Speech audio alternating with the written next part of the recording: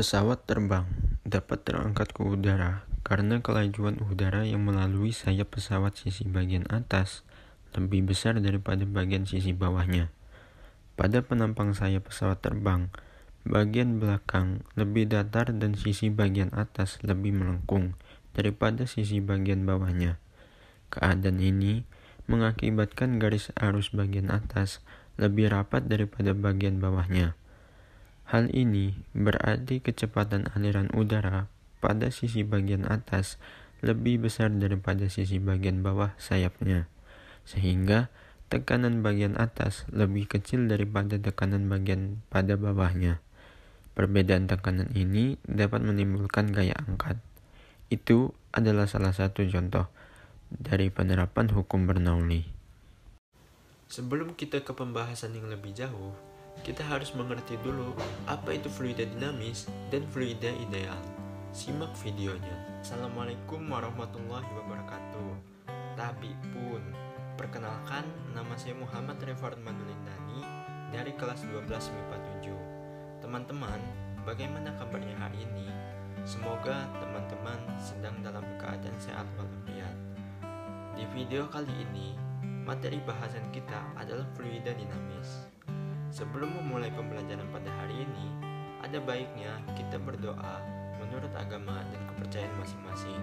Berdoa, mulai.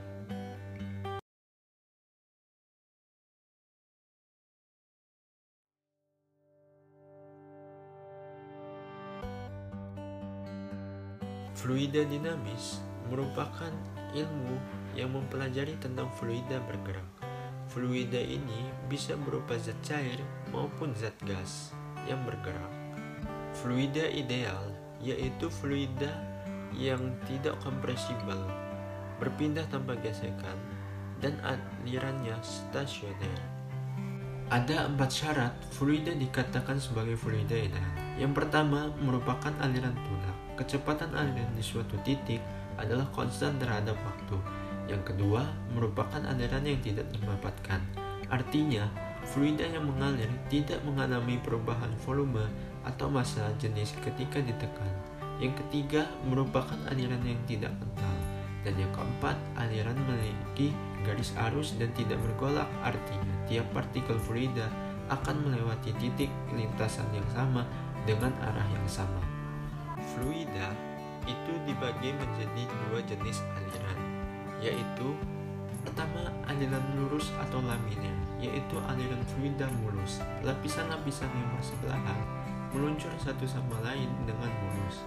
Pada aliran ini, partikel fluida mengikuti lintasan yang mulus, dan lintasan ini tidak saling bersilihan.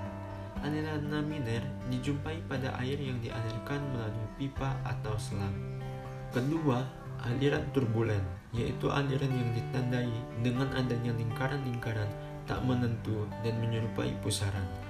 Aliran turbulen ini sering dijumpai di sungai-sungai dan selokan-selokan. Fluida dinamis memiliki ciri-ciri, yaitu sebagai berikut. Fluida dianggap tidak kompatibel. Fluida dianggap bergerak tanpa gesekan, tak bergantung waktu atau tunak. Aliran fluida adalah aliran stasioner. Dalam fluida dinamis, terdapat hukum-hukum yang berlaku, yaitu pertama, debit aliran.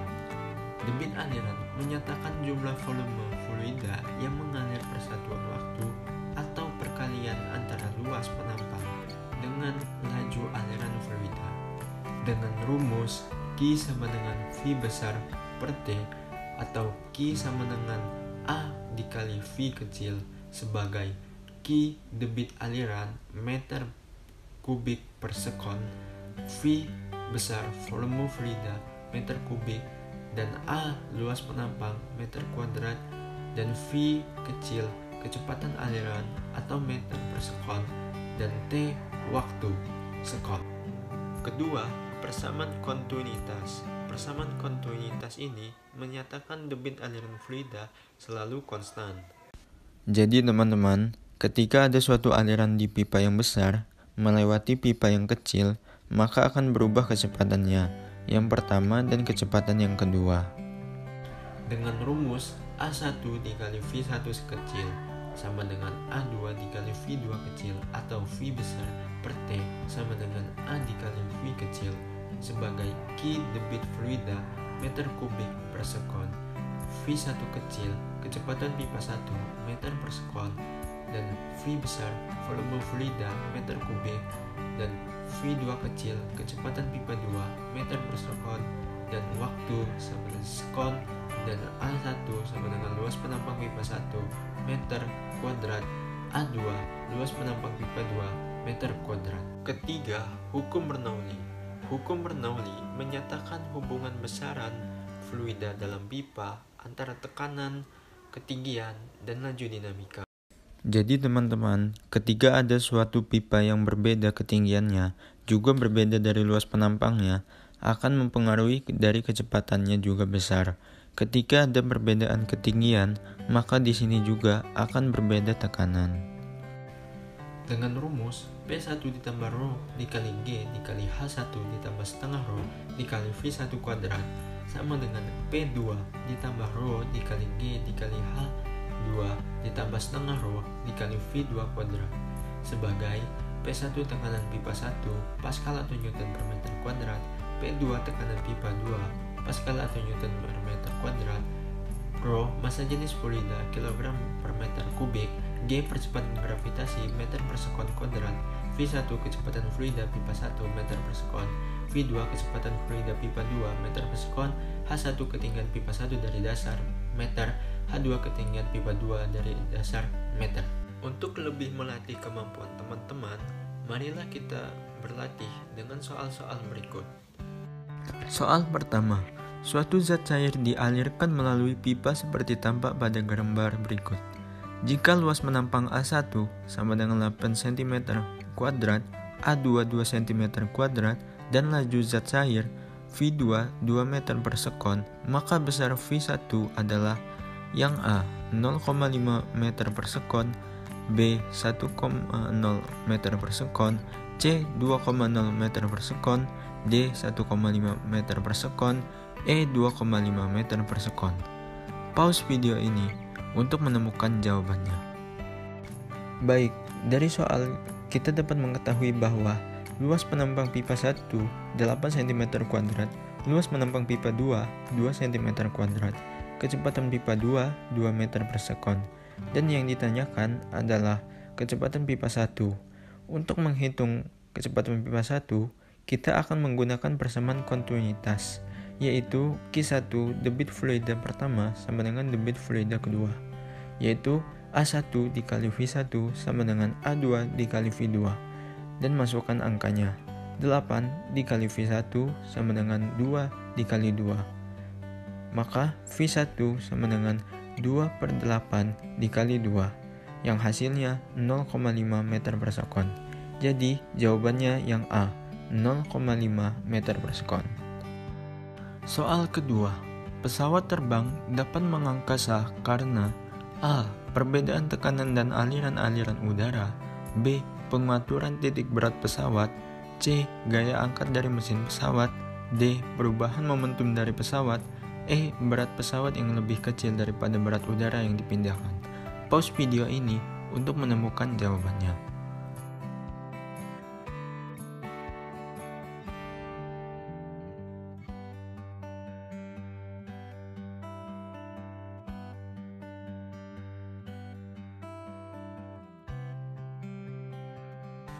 Baik, dari soal di atas dapat disimpulkan bahwa pesawat terbang dapat mengangkasa akibat adanya perbedaan tekanan dan aliran-aliran udara yang dijelaskan oleh hukum Bernoulli, yang menjelaskan kecepatan udara pada sayap bagian atas lebih besar dibandingkan dengan kecepatan udara pada sayap bagian bawah, sehingga tekanan bagian atas sayap akan menjadi lebih kecil dibanding dengan tekanan sayap bagian bawah. Jadi, jawaban yang benar adalah A, perbedaan tekanan dan aliran-aliran udara. Bagaimana? Mudah bukan? Nah, sekarang untuk menguji tingkat kemampuan pemahaman teman-teman, mari kita berlatih soal secara mandiri dengan soal-soal berikut. Pause video ini untuk menemukan jawabannya.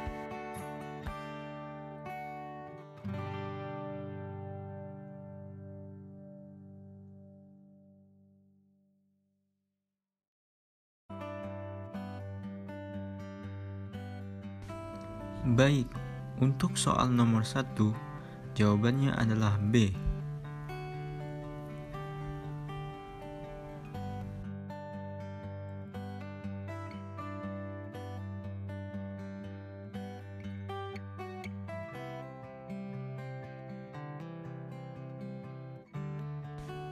Baik, untuk soal nomor 2, jawabannya adalah B.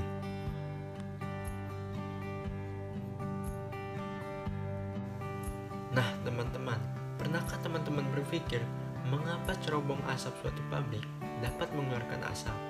Ternyata, hukum Bernoulli terdapat dalam proses ini.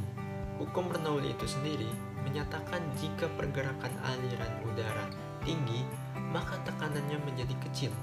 Sebaliknya, jika laju aliran udara itu rendah, maka tekanannya menjadi besar. Cerobong asap yang baik akan tersambung ke ruangan yang tertutup. Karena ruangan itu tertutup, maka tidak ada udara yang berhembus yang menyebabkan tekanannya menjadi besar, sehingga secara tidak langsung asap akan tertekan atau naik ke atas cerobong. Dan juga asap yang dihasilkan suatu pabrik memiliki suhu yang panas atau tinggi. Suhu tinggi ini juga yang mengakibatkan massa jenis udara kecil dan mudah terapung atau bergerak ke atas. Nah, disinilah hukum Bernoulli berperan. Bagian atas cerobong berada di luar ruangan. Juga didesain terbuka dan terdapat angin yang berhembus di bagian atas cerobong. Akibatnya, tekanan udara di sekitarnya lebih kecil. Udara bergerak dari tempat yang bertekanan tinggi ke tempat udara yang bertekanan rendah, sehingga asap dari dalam bisa keluar melalui cerobong. Teman-teman, penerapan fluida dinamis dalam teknologi seperti gaya angkat pesawat, cerobong asap, dan lain sebagainya ternyata sangat dekat dengan kehidupan kita. Tanpa fisika, mungkin kehidupan kita tidak akan semaju saat ini. Baik teman-teman, waktunya untuk memulai diskusi. Pause video ini untuk memulainya.